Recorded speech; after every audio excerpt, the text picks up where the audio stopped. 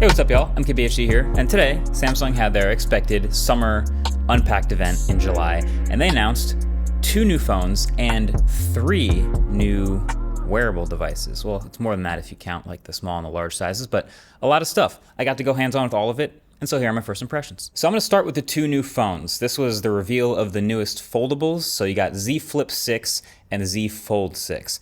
And in general, these phones are very much still minor iterations on top of the last year. Shocker. I was actually thinking about that. Like, this kind of feels like a dismissive way of saying it. Like, oh, Samsung's settled. They're not really changing anything, which is kind of true. But also, on the other hand, these are still phones that are at the forefront of 2 of some of the most advanced parts of the tech world, which is foldables and AI. So there's that. So yeah, the Fold 6, the big one, looks just like the Fold 5. You know, square up the sides a bit more, change up the look of the camera housing just a little bit, and give it slightly thinner bezels on the inside and the outside. And that makes the cover screen just a tiny bit more usable. And now both of these screens get up to 2600 nits now. Give it the Snapdragon 8 Gen 3, give it some new colors, and that's about it. You got yourself a new generation. I mean, there's a couple other even smaller things like, you know, a slightly better hinge. There is a new ultra wide camera, and the square sides, I think, give it a little bit more interior volume, which allows for a 60% larger vapor chamber for better cooling. But aside from that, like, same battery size, same general form factor, same underscreen camera on the inside, just a lot of the same stuff. I think more of the focus for this phone, and for the others, of course, is this new AI, this Galaxy AI thing that they're pushing to the forefront. And so kind of similarly to what Apple just did a couple months ago, is they're trying to surface all of the AI things that they've been doing and some new stuff to the top so you can see it all in one place so regular people actually use it. And they also kind of brand it Galaxy AI, sure. So now in the settings app, right at the top, there's this new Galaxy AI section full of all of the newest features, some of them genuinely useful, I'll say, others maybe not so much. Like call assist, okay, clearly that can be useful. Like there's things like the interpreter, you can speak back and forth with people in different languages, that's cool. Note assist is gonna help people summarize things inside the Notes app. Transcript assist will summarize voice notes. All these things are pretty standard, we've seen them before. If you use Samsung's browser instead of Chrome for some reason, you can hit that Stars AI button and get all the summarization you'd want of any web page that has a bunch of text on it. We've seen that before. Generative fill of some extra information from a photo you've taken is also not new, but now it's new to Samsung's Gallery app, so if you want to make a photo a wider angle than it actually was when you took it, or maybe just straighten a horizon or something and you need to fill in some corners, it seems to do a surprisingly good job at that. But then there's also drawing assist, which can take something you draw or sketch in Notes, even if you're an absolute piss poor artist like myself, and it generates art in any number of different styles from it in Samsung Notes. This looks almost exactly like what Apple's like Image Playgrounds app is doing. The watercolor style, a little more tame, but then there's also this 3D cartoon style, and if you give it some time, honestly, pretty impressive. I don't know if this is good art, but it's just a lot. You know, that's a lot to do with my finger painting. So anyway, the Z Flip 6 is again along a lot of the same lines as the Z Fold 6. So again, Snapdragon 8 Gen 3, squared up sides, slightly refreshed design. And spec-wise, they've kind of matched a lot of things with the base S24. So it actually has the camera from the base S24, the 50 megapixel main camera, and the 12 megapixel ultra wide. The battery gets bigger. It goes from 3700 up to 4000 milliamp hours, which is promising. And that inside screen does also get to 2600 nits now as well. And there's a wider variety of like widgets for the outside screen. So ideally it just gets a little bit more useful than before. And it also gets a vapor chamber for the first time in a flip and a new base of 12 gigs of RAM. And there's these new colored metal rings around the cameras so you can kind of visually tell, oh, this is the new one. Like I'm convinced that's the only reason they did these rings. But yeah, we'll have to see if these phones and their folding screens age better than the previous generation. Obviously a slightly better hinge can help, but as far as I can tell, they just look like the same level of crease, the same feel of a hinge, just overall very similar hardware package to the last year. The cherry on top though is these phones are both $100 more than last year. So the Z Flip 6 is gonna be $1099 instead of $1,000, and then the Fold is gonna be $1899 instead of $1799. So that's the direction they're trending.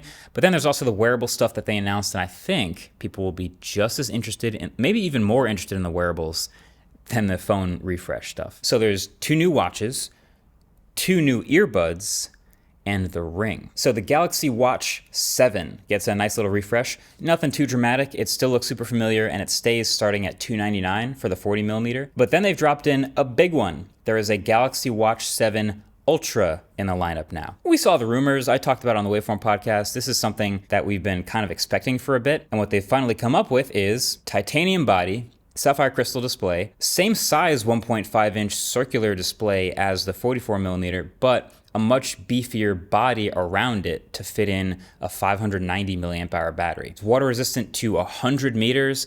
They gave it a new watch face, dual frequency GPS, which is also coming to the Watch 7. And as you can see, they gave it this big orange button called the the quick button.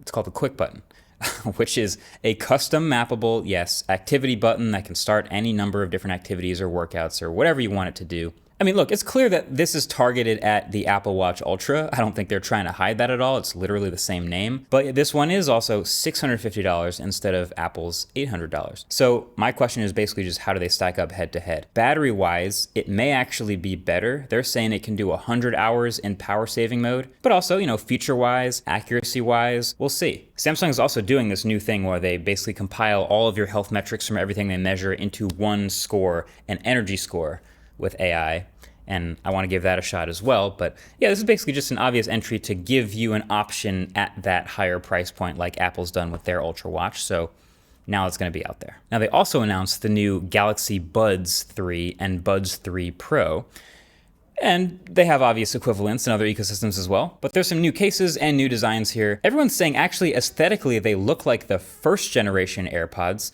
which they're not wrong, especially at the top. But then these long stems on the Buds Pro actually have these blade lights to indicate different modes or statuses, which is pretty interesting. And then of course they beef up the Pros over the regular Buds with things like ambient mode and soft tips, and this new adaptive noise cancellation that goes up or down based on the surroundings, like sirens. So the Buds 3 are $179 and the Buds Pro are $249. But last but not least, they finally gave us details on the Ring, that thing that they teased, I don't know how many months ago it was when we first saw it.